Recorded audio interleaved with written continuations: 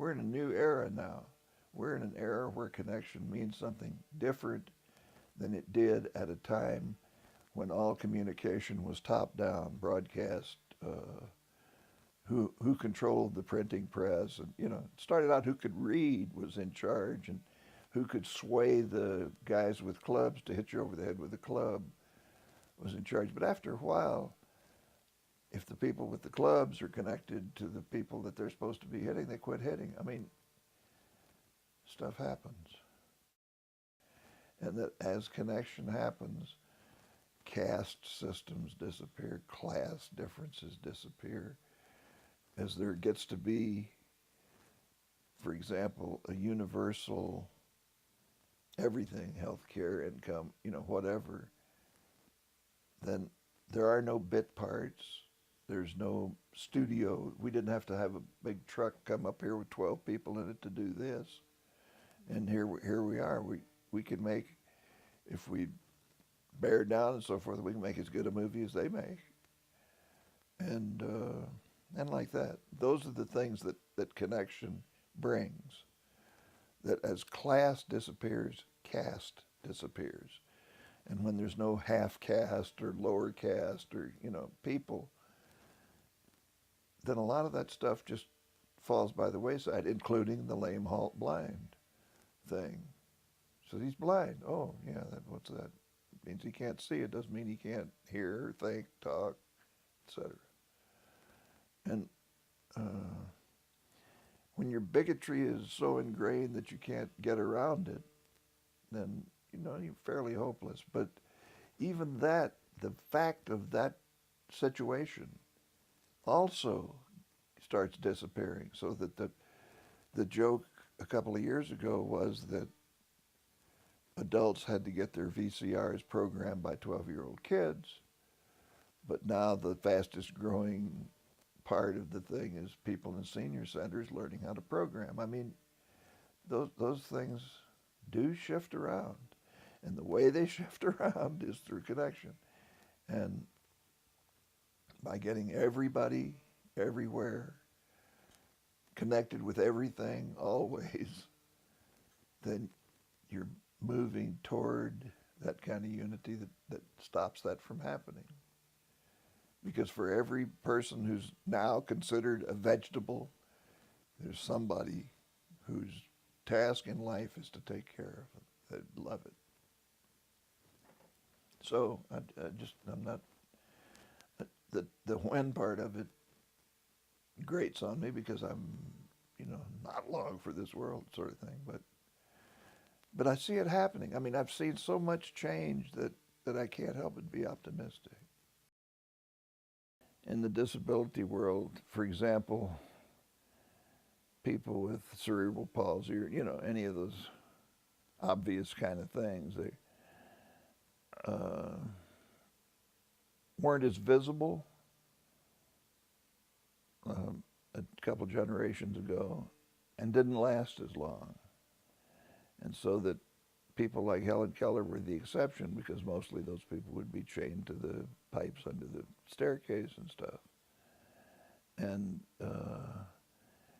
the way that we currently treat people with so-called cognitive disabilities is extremely shameful. And to count them among people with disabilities, I mean, you can see from your early experiences in WCAG that there were people who just said just terrible, bigot, seemingly perfectly okay people. Well, I'm not writing for them. They can't read anyway. All those kind of things were coming out, and you say, whoa, we got a lot of work to do here. So that's why inclusion, connection, has to include everybody. And if the everybody can't be connected or reached or, whatever, said, well, those people can't operate it.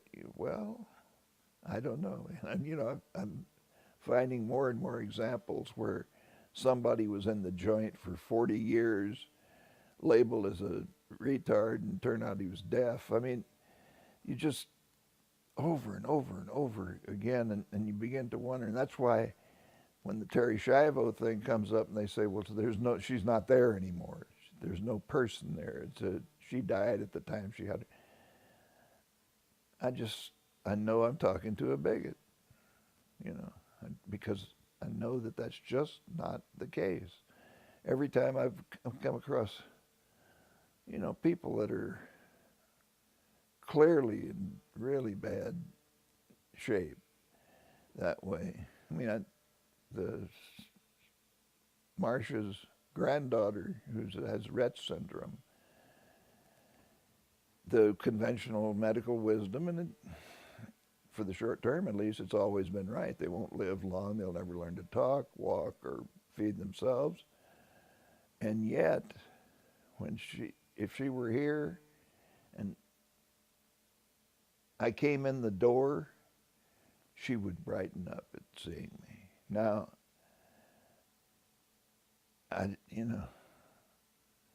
that's enough. Well, one of the things is that we've got